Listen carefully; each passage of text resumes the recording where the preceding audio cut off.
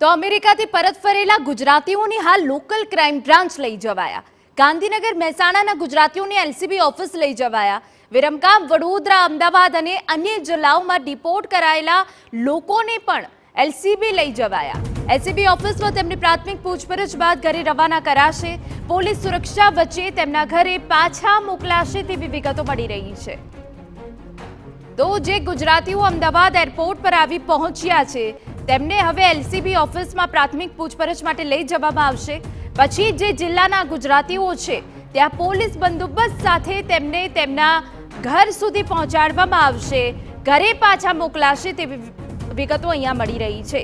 તો આપને જણાવી દઈએ કે જે ગુજરાતીઓ હાલ અમેરિકાથી પરત ફર્યા છે તેઓને લોકલ ક્રાઇમ બ્રાન્ચ લઈ જવાયા છે। ગાંધીનગર મહેસાણાના ગુજરાતીઓને એલસીબી ઓફિસ લઈ જવાયા હોવાની વિગતો છે। આ સાથે વિરમગામ, વડોદરા, અમદાવાદ અને અન્ય જિલ્લાઓમાં ડિપોર્ટ થયેલા લોકોને પણ એલસીબી લઈ જવાયા છે। એટલે જે 33 ગુજરાતીઓ છે જે અમદાવાદ એરપોર્ટ પર આવી પહોંચ્યા છે તેઓને હવે એલસીબી ઓફિસ લઈ જવામાં આવશે। તેમની પ્રાથમિક પૂછપરછ કરવામાં આવશે। આખરે આ ગુજરાતીઓ કેવી રીતે અમેરિકા ગયા હતા તે તમામ પાસાઓ હવે એલસીબી તપાસશે। એલસીબી ઓફિસમાં તેમને પ્રાથમિક પૂછપરછ કરવામાં આવશે। તે બાદ જે જિલ્લાના છે તે જિલ્લામાં તેમને રવાના કરવામાં આવશે। પોલીસ સુરક્ષા વચ્ચે તેમના ઘરે પાછા મોકલાશે તેવી પણ વિગતો મળી રહી છે।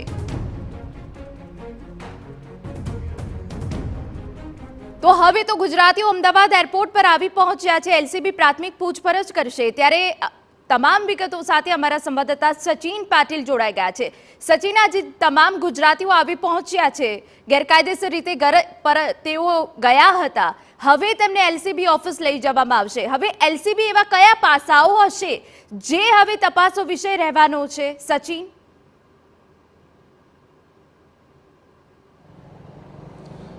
જો હિના, જેટલા પણ જે ડિપોર્ટ કરાયેલા યાત્રીઓ હતા, જે ભારતીયો હતા, એ ભારતીયોને ગઈકાલે જ્યારે અમૃતસર લાવવામાં આવ્યા, અમૃતસરમાં જે એમની ઇન્ટ્રોગેશન એમની થઈ છે, પરંતુ પ્રાથમિક જે પૂછપરછ છે, બીજી જે માહિતી છે, માહિતી લઈને એલસીબી ઓફિસથી એમને પોતાના ઘરે રવાના કરવામાં આવશે। જેટલા 33 ગુજરાતના ડિપોર્ટ થયેલા જેટલા પણ ગુજરાતીઓ છે બધાને એમના જિલ્લાની જે એલસીબી છે એલસીબી લઈ જવામાં આવશે। ત્યારબાદ એમની પ્રાથમિક પૂછપરછ કરીને એમને પોતાના ઘરે મોકલવામાં આવશે।